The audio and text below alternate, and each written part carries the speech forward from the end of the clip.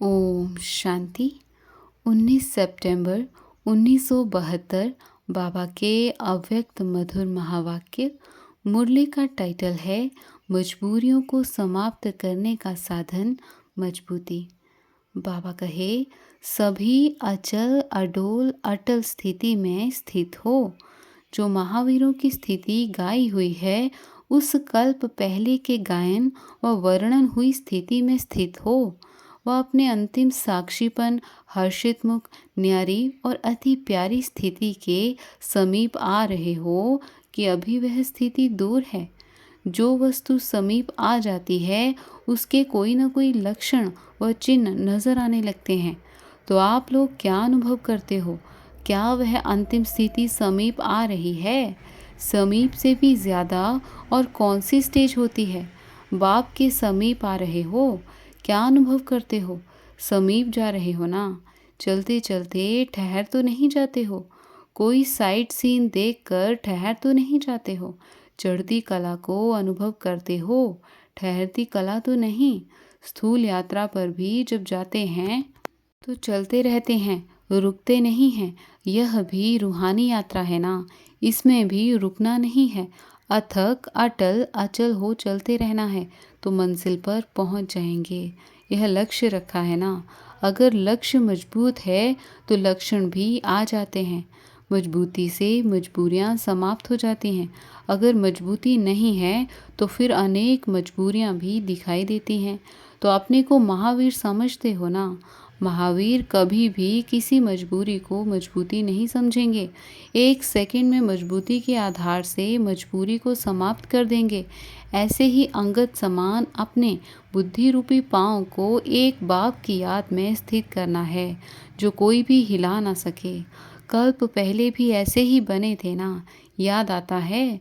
जब कल्प पहले ऐसे बने थे तो वही पाठ रिपीट करने में क्या मुश्किल है? अनेक बार किए हुए पाठ को रिपीट करना मुश्किल होता है। तो आप बहुत बहुत पदम भाग्यशाली हो। इतने सारे विश्व के अंदर बाप को जानने और अपना जन्म सिद्ध अधिकार प्राप्त करने वाले कितने थोड़े हैं? अनगिनत नहीं हैं, गिनती वाले हैं। उन थोड़े जानने वालों में आप हो ना। तो पद्मा पदम भाग्यशाली नहीं हुए? अभी तो दुनिया ज्ञान की नींद में सोई है और आप अनेकों में से थोड़ी सी आत्माएं बाप के वर्षे के अधिकारी बन रहे हो। जब वह सभी जाग जाएंगे, कोशिश करेंगे कि हम भी कुछ कणा दाना ले जाएं, लेकिन क्या होगा? ले सकेंगे? जब लेट हो जाएंगे तो क्या ले पाएंगे? उस समय आप सभी आत्माओं को भी अपने श्रेष्ठ भाग्य का प्रत्यक्ष रूप में साक्षात्कार होगा। अभी तो गुप्त है ना। अभी गुप्त में न बाप को जानते हैं न आप श्रेष्ठ आत्माओं को जानते हैं।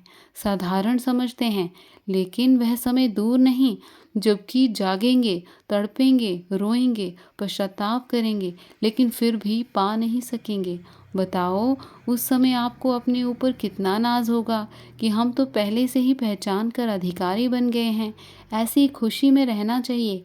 क्या मिला है, कौन मिला है और फिर क्या क्या होने वाला है, यह सभी जानते हुए सदैव अतीन्द्रिय सुख में झूमते रहना है। ऐसी अवस्था है कि कभी कभी पेपर्स हिला देते हैं।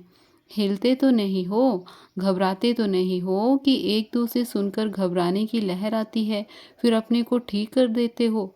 रिजल्ट क्या समझते हो? मधुबन निवासियों की रिजल्ट क्या है?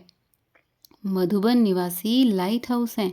लाइट हाउस ऊंचा होता है और रास्ता बताने वाला होता है। मधुबन के डायरेक्शन प्रमाण सभी चल रहे हैं तो लाइट हाउस हुआ ना। और ऊंच स्टेज भी हुई। जैसे बाप के लिए कहते हो ऊंचा काम, वैसे ही मधुबन अर्थात ऊंचा धाम। तो नाम और काम भी ऊंचा होगा ना। नाम भी है मधुबन। मधुबन निवासियों की विशेषता है ना, मधुर मूरत और बेहद के वैराग्य मूरत। एक तरफ मधुरता, दूसरे तरफ इतना ही, फिर बेहद की वैराग्य वृत्ति। वैराग्य वृत्ति से सिर्फ गंभीर मूर्त रहेंगे? नहीं, वास्तविक गंभीरता में रमणीकता समाई हुई है। वह तो अज्ञानी लोगों का गंभीर रूप होगा तो बिल्कुल ही गंभीर, रमणीकता का नाम निशान नहीं होगा। लेकिन यथार्थ गंभीरता का गुण रमणीकता के गुण संपन्न है। जैसे लोगों को भी समझाते हो कि हम आत्मा शांत स्वरूप हैं, सिर्फ शांत स्वरूप नहीं हैं, लेकिन उस शांत स्वरूप में आनंद, प्रेम, ज्ञान सभी समाया हुआ है। तो ऐसे बेहद के वैराग्य मूर्त वाले और साथ साथ मधुरता भी, यही विशेषता मधुबन निवासियों की है। तो जो बेहद के वैराग्य वृत्ति में रहने वाले हैं, वह कभी घबराते हैं क्या?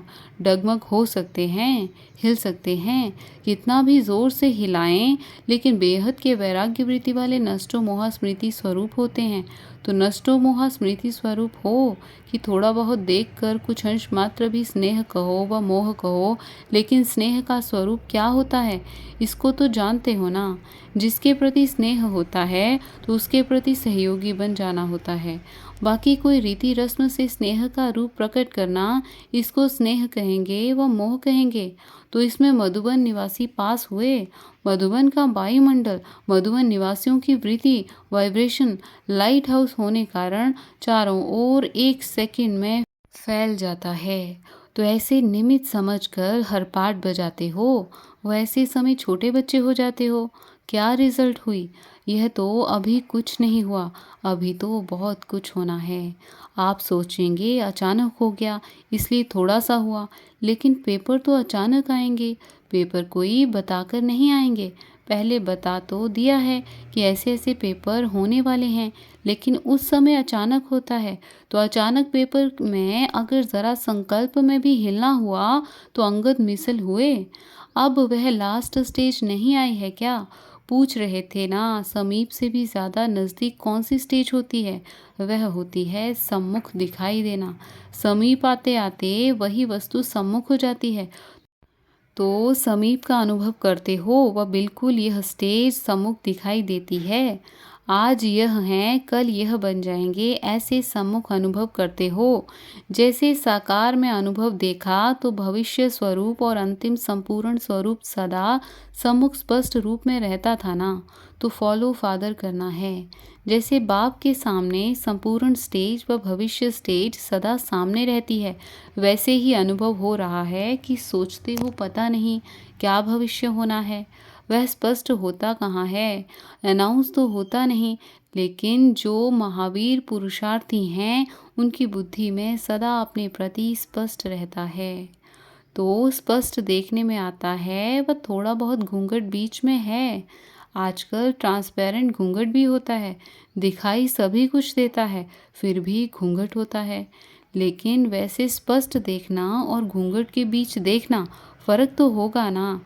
तो अपने पुरुषार्थ प्रमाण ट्रांसपेरेंट रूप में घूंघट तो नहीं रह गया है, बिल्कुल ही स्पष्ट है ना। तो मधुबन निवासी अटल है ना। ये संकल्प भी है कि यह क्या होता है, क्यों, क्या, क्वेश्चन तो नहीं है। जो भी पाठ चलते हैं उन हर एक पाठ में बहुत कुछ गुह्य रहस्य समाये हुए हैं। वह रहस्य क्या था? सुनाया था ना, समय की सूचना देने के लिए बीच बीच में घंटी बजाकर जगाते हैं। इसलिए आपके जड़ चित्रों के आगे घंटी बजाते हैं। उठाते भी हैं घंटी बजाकर, फिर सुलाते भी हैं घंटी बजाकर। यह भी समय की सूचना, घंटियां बजती हैं, क्योंकि जैसे शास्त्रवादियों ने लंबा चौड़ा टाइम बताकर सभी को सुला दिया है, खूब अज्ञान नींद में सभी सो गए हैं, क्योंकि समझते हैं अभी बहुत समय पड़ा है। तो यहाँ फिर जो दैवी परिवार की आत्माएं हैं, उन्हों को चलते चलते माया कई प्रकार के रूप, रंग, रीति रस्म के द्वारा अलबेला बनाकर समय की पहचान से दूर पुरुषार्थ के ढीलेपन में सुला देती है। जब कोई अलबेला होता है तो आराम से होता है। जिम्मेवारी होने से अटेंशन रहता है कि हमको टाइम पर उठना है, यह करना है। अगर कोई जिम्मेवारी ही नहीं तो अलबेला होकर सो जाएगा, तो यह भी अलबेलापन आ जाता है। जब कोई अलबेले हो, ढीले पुरुषार्थ के नींद के नशे में मस्त हो जाते हैं, तो क्या करना पड़ता है? उनको हिलाना पड़ता है, हलचल करनी पड़ती है कि उठ जाए। जैसी जैसी नींद होती है वैसा किया जाता है। बहुत गहरी नींद होती है तो उसको हिलाना पड़ता है, लेकिन कोई की हल्की नींद होती है तो थोड़ी हलचल करने से भी उठ जाता है। अभी हिलाया नहीं है, थोड़ी हलचल हुई है, दूसरी चीज़ को निमित्त रख उसको हिलाया जाता है तो जागृति हो जाती है। यह भी ड्रामा में निमित्त बनी हुई जो सूचना स्वरूप मूर्तियां हैं, उन्हों को थोड़ा हिलाया, हलचल की तो सभी जाग गए। क्योंकि हल्की नींद है ना, जागे तो ज़रूर, लेकिन जागने के साथ रड़ी तो नहीं की। ऐसे होता है, कोई को अचानक जगाया जाता है तो वह घबरा जाता है, क्या हुआ? तो कोई यथार्थ रूप से जागते हैं, कोई कुछ घबराने बाद होश में आते हैं। लेकिन ये होना नहीं चाहिए। ज़रा भी चेहरे पर रूपरेखा घबराने की नहीं आनी चाहिए। आवाज़ में भी चेंज ना हो। आवाज़ में भी अगर अंतर आ जाता है व चेहरे में भी कुछ चेंज आ जाती है तो इसको भी पास कहेंगे? यह तो कुछ नहीं हुआ। अभी बहुत कड़े पेपर तो आने वाले हैं। पेपर को बहुत समय हो जाता है तो पढ़ाई में अलबेलापन हो जाता है। फिर जब इम्तिहान के नज़दीक होते हैं तो फिर अटेंशन देते हैं। तो यह अभी तो कुछ नहीं देखा, लेकिन अभी तो ऐसे पेपर्स आने वाले हैं जो स्वप्न में, संकल्प में भी नहीं होगा।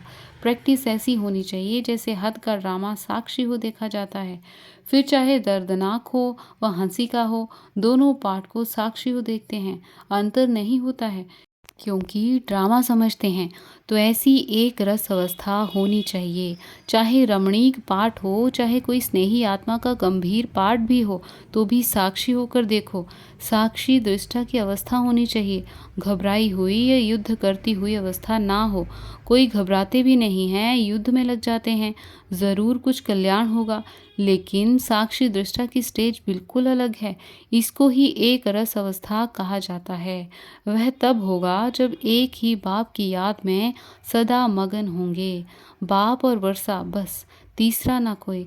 और कोई बात देखते, सुनते और कोई संबंध संपर्क में आते हुए ऐसे समझेंगे जैसी साक्षी हो पाठ बजा रहे हैं। बुद्धि उस लगन में मगन हो, बाप और वर्षे की मस्ती रहे। इसलिए अब ऐसी स्टेज बनाओ। इसके लिए अपनी परख करने के लिए यह पेपर आते हैं, नहीं तो मालूम कैसा पड़े। हर एक की अपनी स्थिति को परखने के लिए थर्मामीटर मिलते हैं, जिससे अपनी स्थिति को स्वयं परख सको। कोई को कहने की दरकार नहीं। घबराना नहीं। गहराई में जाओ तो घबराहट बंद हो जाएगी। गहराई में ना जाने कारण घबराते हो। मधुबन निवासियों से खास मिलने के लिए आए हैं, इसमें भी श्रेष्ठ भाग्यशाली हुए ना। और तो प्रोग्राम बनाते रहते, आप बिगड़ प्रोग्राम प्राप्त करते हो तो विशेषता हुई ना। मधुबन में बाप स्वयं दौड़ी पहनकर आते हैं। रिजल्ट तो अच्छी है। वह तो ज़रा सी हलचल थी, उस ज़रा को समझ गए ना। अब इसको भी निकालना है। ज़रा भी फ्लो माना दाग फेल कर देता है। लास्ट फाइनल पेपर में अगर ज़रा सा फ्लो आ गया तो फेल हो जाएंगे। इसलिए पहले से पेपर होते हैं परिपक्व बनाने लिए। बाकी अभी भी रिजल्ट बहुत अच्छी है। सभी एक दो में स्नेही सहयोगी अच्छे हैं। सुनाया था ना कि सूक्ष्म सर्विस की मशीनरी अब चालू होती है, तो मधुबन निवासियों से विशेष सूक्ष्म सर्विस की मशीनरी अब चालू हो गई है। और भी सेवा केंद्रों पर सूक्ष्म सर्विस चालू तो है, लेकिन फिर भी वर्तमान रिजल्ट अनुसार इस सर्विस में नंबर 1 मधुबन निवासी हैं। इसलिए मुबारक हो। जैसे अभी तक स्नेह और सहयोग का सबूत दे रहे हो, वही सबूत औषधि के रूप में जहाँ पहुँचाने चाहते हो वहाँ पहुँच रहा है। आपकी पावरफुल औषधि है ना। जैसे जैसे आपकी पावरफुल औषधि पहुँचती जाती है, वैसे वैसे स्वस्थ होते जा रहे हैं। इससे भी पावरफुल औषधि भेजते रहेंगे तो एक हफ्ता में भी ठीक हो सकते हैं। मार्जिन है तेज करने की, फिर भी रिजल्ट अच्छी है।